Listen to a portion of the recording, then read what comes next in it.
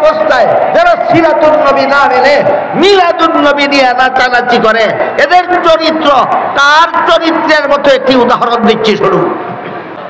রাসূল ভূমিষ্ঠ হওয়া মাত্রই আল্লাহর শুকরিয়া আদায় করে দোয়া করেছেন। এটা কি পালনীয় না আলোচ্য? সুতরাং মিলাদুন নবী পালনীয় হয় না। কেউ যদি বলে মিলাদুন নবী পালন করি, হয়তো না বুঝে তালে তালে বলে, বুঝে শুনেই মিথ্যা বলে। মিলাদুন নবী পালনীয় নয়, মিলাদুন নবী আলোচ্য। এখান থেকে আমরা এটুকু মনে রাখি, মিলাদুন নবী পালনীয় না আলোচ্য। এরই আরেক নাম নবীর জন্য নবুয়তের জন্য, এরই আরেক নাম। মিলাদুন নবীর পরবর্তী দুই একটা ঘটনার মাধ্যমে আমরা এই কথাটা আবার বোঝার চেষ্টা করি। রাসূল করিম সাল্লাল্লাহু আলাইহি ওয়াসাল্লাম মা আমেনার গর্ভ থেকে ভূমিষ্ঠ হয়েছিলেন, কিন্তু দুধ পান করেছিলেন হালিমা সাদিয়া রাদিয়াল্লাহু আনহা। আমেনা হলেন রাসূলের গর্ভধারিণী মা, আর হালিমা হলেন রাসূলের দুধ মা। বুঝে থাকতে বলুন তো, হালিমার নিজের কোনো সন্তানাদি না হলে আমেনার সন্তানকে দুধ পান করাতে পারতেন? অবশ্যই না। হালিমার নিজেরও একটা দুধ পানকারী শিশু ছেলে ছিল, এই জন্য হালিমা নিজের ছেলেকেও দুধ পান করাতেন, আমেনার ছেলেকেও দুধ পান করাতেন। এবার বলুন তো, তাহলে হালিমার দুধ পানকারী শিশু কতজন? দুইজন। এজন্য রাসূল করিম সাল্লাল্লাহু আলাইহি ওয়াসাল্লাম হালিমার এক স্তনের দুধ নিজে পান করতেন, অপর স্তনের দুধ নিজের দুধ ভাইয়ের জন্য রেখে দিতেন। কুলের শিশু থাকাকালে এত বড় ইনসাফ আর কোন মানুষের পক্ষে সম্ভব না, একমাত্র মুহাম্মদুর রাসূলুল্লাহর পক্ষে সম্ভব। এবার বলুন, ঘটনাটা উম্মতের জন্য শরীয়তের দলিল না নবীর জন্য নবুয়তের দলিল? পালনীয় না আলোচ্য? ঘটনা পালনীয় নয়, ঘটনা আলোচ্য। আরেকটি উদাহরণ দিচ্ছি। রাসূল কুলের শিশু থাকাকালেও কখনো উলঙ্গ হননি। কুলের শিশু থাকাকালেও উলঙ্গ হননি। অগত্যা একদিন শিশু রাসূলের সতর থেকে কাপড় সরে গেছিল, অস্বাভাবিকভাবে চিৎকার দিয়ে কান্না শুরু করেছিলেন। যখন তার সতর ঢেকে দেওয়া হলো, তখন তার কান্না থামল। এইমাত্র শিশুকালের একদিনের ঘটনা। পরবর্তী জীবনে শিশুকালের এই একটি ঘটনা যখন স্মরণ হতো, রাসূলের লজ্জায় চেহারা মুবারক হলদে হয়ে যেত। ঘটনা বুঝে থাকলে বলুন, কুলের শিশু থাকাকালে উলঙ্গ না হওয়া এটা আর কোনো মানবের পক্ষে সম্ভব না, একমাত্র মহামানবের পক্ষে সম্ভব। তাহলে ঘটনাটা উম্মতের জন্য শরীয়তের দলিল হলো না নবীর জন্য নবুয়তের দলিল হলো? এটা পালনীয় না আলোচ্য? ঘটনা পালনীয় নয়, আলোচ্য। এটাকেই বলে নবীর জন্য নবুয়তের দলিল, উম্মতের জন্য শরীয়তের দলিল নয়। আরেকটি ঘটনা, রাসূলের 4 বছর বয়সে জিবরিল ফেরেশতা আসলেন, রাসূলকে শোয়ালেন, সিনা মুবারক কাটলেন, ভিতরের অঙ্গ প্রত্যঙ্গ বের করে ধুইলেন, আবার ভিতরে ঢুকিয়ে সিলাই ছাড়া, মেডিসিন ছাড়া কাটা জোড়া লাগিয়ে দিলেন। রক্তপাতও হলো না, ব্যথাও হলো না, সিলাইয়েরও দরকার হলো না, মেডিসিনেরও দরকার হলো না, সময়েরও দরকার হলো না। এটাকে আরবি ভাষায় সাক্ষ্য সদর বলা হয়, বাংলায় বক্ষ বিদারণ বলা হয়। আমার দৃষ্টিতে শব্দ উভয়টাই কঠিন। এই জন্য সর্বস্তরের মুসলমানদের বুঝার সুবিধার্থে আমি এটাকে বলে থাকি কুদরতি অপারেশন। রাসূলের জীবনে এমন কুদরতি অপারেশন সর্বমোট 4 বার হয়েছিল। প্রথম দফা হয়েছিল 4 বছর বয়সে। 4 বছর বয়স্ক শিশু মুহাম্মদের এই যে কুদরতি অপারেশন হলো, এটা কি পালনীয় না আলোচ্য? অনুসরণ করা সম্ভব না আলোচনা করা সম্ভব? মিলাদুন নবীর থেকে নিয়ে দীর্ঘ 40টি বছর পর্যন্ত এই সিরাতুন নবীর প্রথম 40 বছরের অধ্যায়ে আল্লাহ নবীর দ্বারা এমন কতগুলি অজস্র ঘটনা ঘটালেন, যেই ঘটনাগুলি উম্মতের জন্য পালনীয় নয়, উম্মতের জন্য অনুসরণীয় নয়, উম্মতের জন্য অনুকরণীয় নয়, শুধু আলোচ্য। পালন করা যাবে না, আলোচনা করে লাভ কি? এই প্রশ্ন যদি কারো মনে জাগে, সিরাতুন নবীর যে অংশ পালন করা যাবে না, আলোচনা করে লাভ কি? এই প্রশ্ন যাদের মনে জাগে তাদের প্রশ্নের জবাব কয়েকটা। 1 নম্বর, আলোচনার দ্বারা নফল ইবাদতের সওয়াব। 1 নম্বর, আলোচনার দ্বারা নফল ইবাদতের সওয়াব। 2 নম্বর, আলোচনার দ্বারা সিরাতুন নবী সম্পর্কে জ্ঞান লাভ হয়। 3 নম্বর, আলোচনার দ্বারা মুমিনের ঈমান তাজা হয়। 4 নম্বর, আলোচনার দ্বারা বেঈমান কাফিরের জন্য নবীর নবুয়তের প্রমাণ হয়। আমি কি বুঝাতে পারলাম আপনাদেরকে?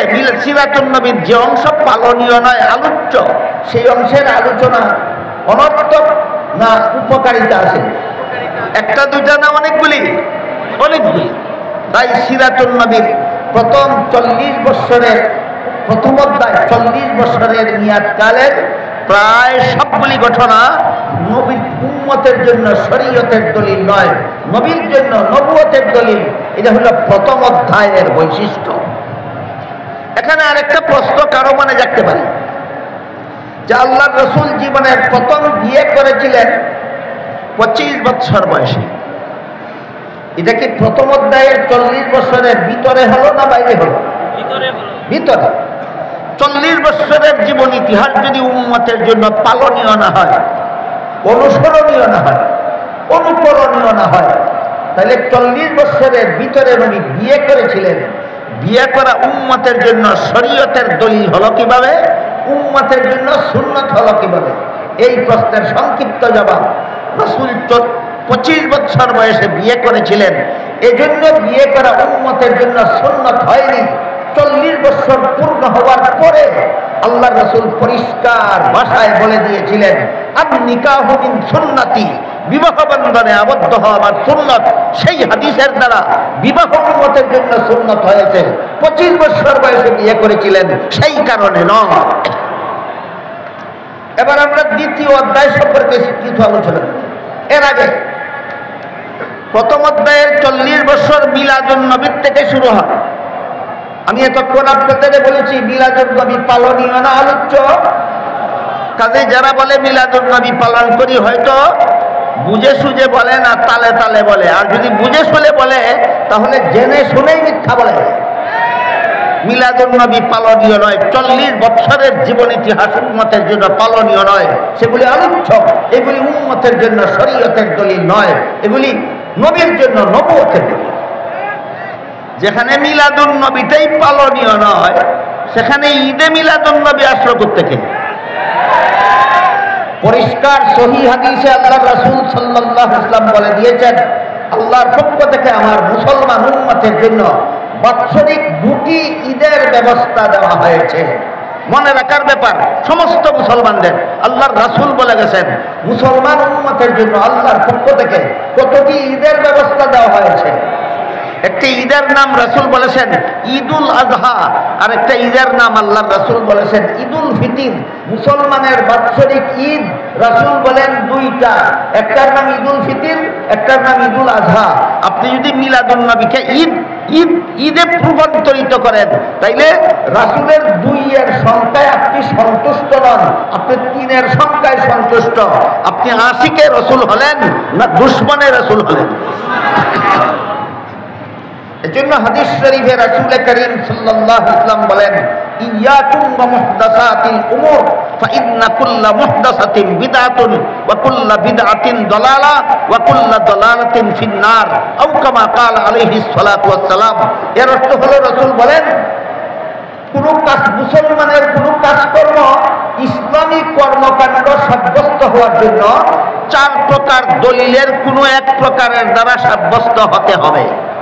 এই চার প্রকার দলিলের আলোচনা রাসূল বিভিন্ন হাদিসে করেছেন। আল্লাহ পাক রব্বুল আলামিন সূরা নিসার 59 নম্বর আয়াতে করেছেন। প্রথম প্রকার দলিলের নাম আল্লাহর কুরআন, দ্বিতীয় প্রকার দলিলের নাম রাসূলের হাদিস, তৃতীয় প্রকার দলিলের নাম উম্মতের ইজমা, চতুর্থ প্রকার দলিলের নাম মুস্তাহিদগণের মাযহাব। যে বিষয় আল্লাহর কুরআনে নাই, যে বিষয় রাসূলের হাদিসে নাই, যে বিষয় উম্মতের ইজমায় নাই, যে বিষয় মুস্তাহিদ ইমামগণের মাযহাবে নাই, এমন কথা মন গড়াভাবে যারা ধর্মের নামে পালন করে, তাদের এই মন গড়া ধর্মের কর্মকাণ্ডকেই আল্লাহ রাসূল বেদাত নামে আখ্যায়িত করেছেন। রাসূল বলেছেন, সাবধান, এমন বেদাত কর্মকাণ্ডে আমার উম্মত মুসলমান লিপ্ত হবে না। বেদাতে লিপ্ত হলে তুমি জান্নাতের পথ হারাবে, আর জান্নাতের পথ হারালে তোমাকে জাহান্নামের শাস্তি ভোগ করতেই হবে। এবার এখান থেকে আমরা দুটি কথা মনে রাখার মতো, একটা হলো মিলাদুন নবী পালনীয় নয়, আলোচ্য। আরেকটা হলো মিলাদুন নবীর সাথে ঈদ শব্দের সংযোজন ইসলামী কোন দলিলের দ্বারা সাব্যস্ত নয়। মিলাদুন নবীর সাথে ঈদ শব্দের সংযোজন একদল বেদাতীদের মন গড়া। মিলাদুন নবীর সাথে ঈদ শব্দের সংযোজন একদল বেদাতীদের মন গড়া। এমন মন গড়া কাজকে এই হাদিস শরীফে আল্লাহ রাসূল বেদাত বলেছেন। এই পর্যন্তই কথা শেষ নয়। আপনারা লক্ষ্য করে থাকবেন 1974 সালের পর থেকে, এর আগে ছিল না, মনে রাখবেন, এর আগে ছিল না বাংলাদেশে। 1974 সালের পর থেকে বাংলাদেশে কিছু লোক প্রতি বছরের 12ই রবিউল আউয়ালে একটা ঈদে মিলাদুন নবীর নামে একটা মিছিল বের করে, শোভাযাত্রা বের করে। এই শোভাযাত্রাকে তাদের ভাষায় বলে জশ্নে জুলুসে ঈদে মিলাদুন নবী। তাদের ভাষায় এই শোভাযাত্রার নাম জশ্নে জুলুসে ঈদে মিলাদুন নবী। সেই শোভাযাত্রায় যে সমস্ত স্লোগান দেওয়া হয়, এর মধ্যে একটি স্লোগানে বলা হয় জিন্দা নবীর আগমন, শুভেচ্ছা স্বাগতম। কি বলা হয়? জিন্দা নবীর আগমন, শুভেচ্ছা স্বাগতম। আমি জিজ্ঞেস করি, জিন্দা নবী বলতে তুমি কি বুঝালে? জিন্দা নবী বলতে যদি তুমি বুঝাও যে দাফন করার পর থেকে নবী জিন্দা, এটা হাদিসের দ্বারা প্রমাণিত। হাদিস শরীফে আল্লাহ রাসূল বলেছেন, আল আম্বিয়াউ আহইয়াউন ফি কুবুরিহিম, নবীগণকে দাফন করার পরে তারা জীবিত হয়ে যান, জীবিত হয়ে রওজা শরীফের ভিতরে থাকেন। তাহলে তুমি যদি জিন্দা নবী বলতে বুঝাও যে দাফনের পর থেকে জিন্দা, তাহলে আগমন কোথায় পাইলা? যে হাদিসে আছে আল্লাহ রাসূল বলেছেন দাফনের পরে নবী জিন্দা, সেই হাদিসে আছে আগমন না, রওজা শরীফে অবস্থান। বলুন, যে হাদিসে নবীকে জিন্দা বলা হয়েছে, সেই হাদিসে নবীকে পুরো মিছিলে আগমন করেন বলা হয়েছে, না রওজা শরীফে অবস্থান করেন বলা হয়েছে? তাহলে স্লোগানটা হাদিস সাপেক্ষ না হাদিস বিরোধী? হাদিস বিরোধী। আর যদি বলো আমরা জিন্দা নবী বলতে বুঝিয়েছি যে নবী চিরকাল জিন্দা, অতীতেও নবীর কোনোদিন মরণ হয়নি, ভবিষ্যতেও কোনোদিন মরণ হবে না, তাহলে এই স্লোগান নিঃসন্দেহে কুফরি। এই স্লোগান নিঃসন্দেহে কুফরি। কারণ আল্লাহ পবিত্র কোরআনে আমাদের মহানবীকে সম্বোধন করে বলেন, ইন্নাকা মাইয়িতুন ওয়া ইন্নাহুম মাইয়িতুন। হে মুহাম্মদুর রাসূলুল্লাহ সাল্লাল্লাহু আলাইহি ওয়াসাল্লাম, নিশ্চয়ই আপনি মরণশীল, নিশ্চয়ই আপনি মরণশীল। বহু বলুন, কোরআনে আল্লাহ আমাদের নবীকে মরণশীল বলেছেন কিনা? তাহলে আল্লাহ বলেন মরণশীল, তুমি বলো চিরঞ্জীব। তোমার স্লোগান কোরআনের পক্ষে না বিরুদ্ধে? তোমার স্লোগান আল্লাহর পক্ষে না বিরুদ্ধে? জমানার অবস্থা এমন ধারণ করেছে, এইভাবে যারা প্রকাশ্যে আল্লাহর বিরুদ্ধে স্লোগান দেয়, আল্লাহর কোরআনের বিরুদ্ধে স্লোগান দেয়, নবীর বিরুদ্ধে স্লোগান দেয়, নবীর হাদিসের বিরুদ্ধে স্লোগান দেয়, এরা নিজেদেরকে নিজেরা ভুয়া সুন্নি নামে প্রচার করে। এরা আসল সুন্নি নয়, সুন্নি নামের ধোঁকাবাজ।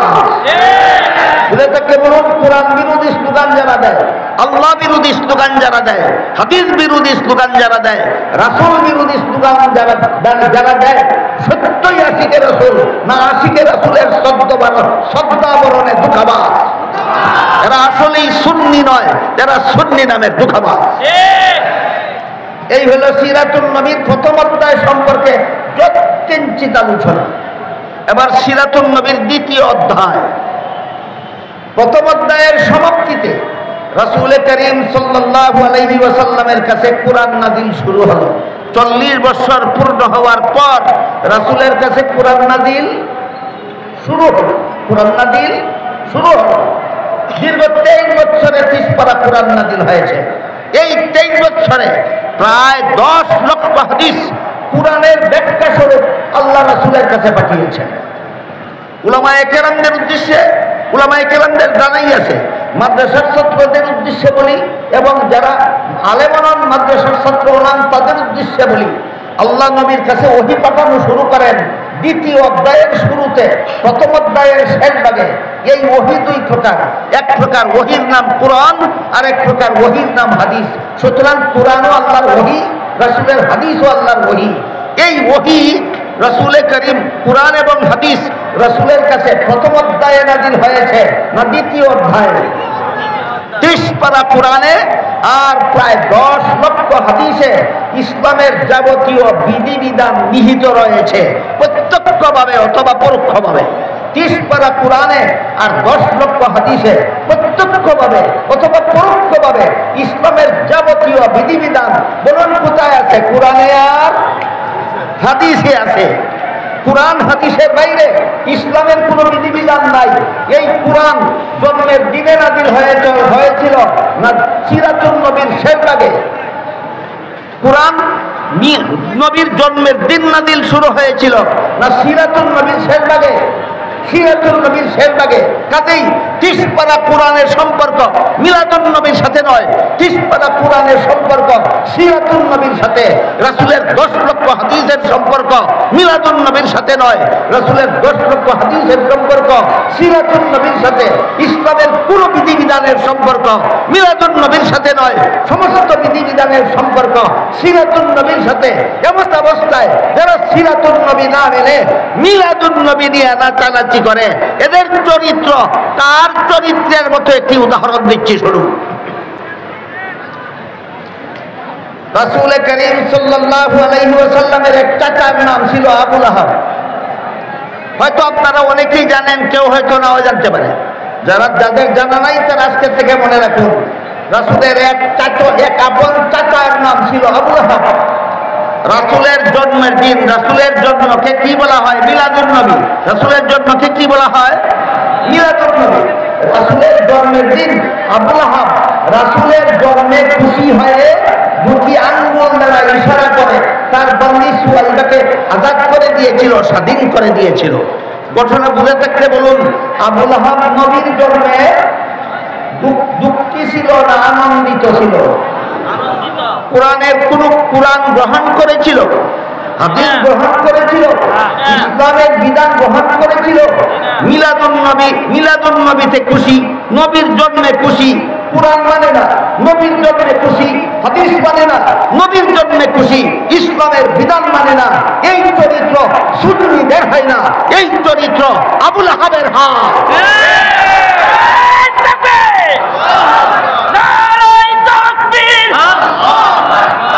ইসলামের শত্রুরা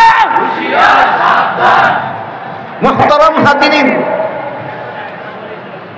কোরআন নাযিল শুরু হওয়ার পর থেকে, নবীর কাছে ওহী নাযিল শুরু হওয়ার পর থেকে এই মক্কার কুরাইশ বংশের লোকেরা জুলুম নির্যাতন শুরু করে দিল।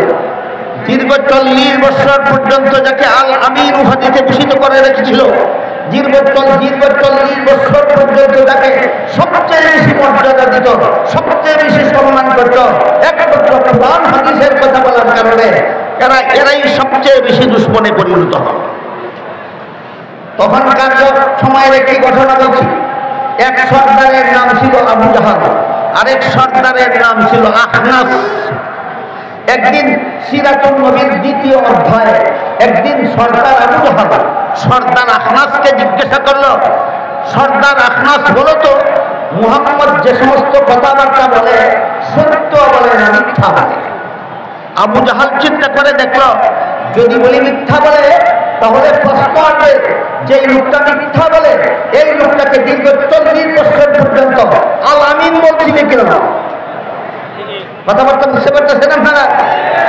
আখনাসের প্রশ্নে আবু জাহাল উভয় সংকটে পড়ে গেল। আবু জাহাল চিন্তা করে দেখে আখনাসের প্রশ্নের জবাবে আবু জাহাল যদি বলে মুহাম্মদ মিথ্যা বলে, তাহলে প্রশ্ন করে বলবে সাথে সাথে যেই লোকটা মিথ্যা বলে এই লোকটাকে 40 বছর পর্যন্ত আল আমিন বলছিল কেন? আর যদি বলে সত্য বলে সাথে সাথে প্রশ্ন আসবে মানো না কেন? বলুন, প্রশ্নের দ্বারা উভয় সংকটে পড়েছে কিনা? কে? আবু জাহাল। প্রশ্ন করেছিল আখনাস।